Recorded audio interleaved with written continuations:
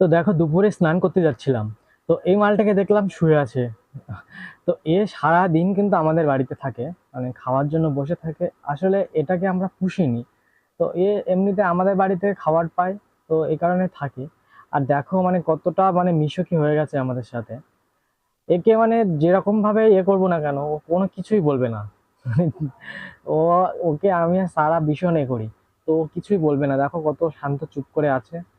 তো হয়তো দেখলে মনে হবে কি পোষা বিড়াল, কিন্তু এটা কিন্তু আমাদের পোষা বিড়াল না। তো বন্ধুরা দেখো, আর গাছে আম হয়েছে কতটা, হিমসাগর আম, অনেক বড় বড় হয়ে গেছে দেখতে দেখতে। তো এখন শুধু খাবার অপেক্ষা। প্রতিদিন দোকান থেকে বাড়ি যাই আর আম মাখা করি আমি, সারা, আমার আব্বা, মানে খুব পছন্দ করি আমরা। তো এই আমগুলো পাকার আগে মানে দেখতে দেখতে অর্ধেক খাওয়া হয়ে যাবে। আর একে দেখো কোথায় উঠে দাঁড়িয়ে আছে। তো আমাদের বাড়িতে ছাগল আছে দুটো, আমাদের বাড়িতে জায়গা নেই, তারপরেও আমরা দুটো ছাগল রেখেছি, খুব কষ্ট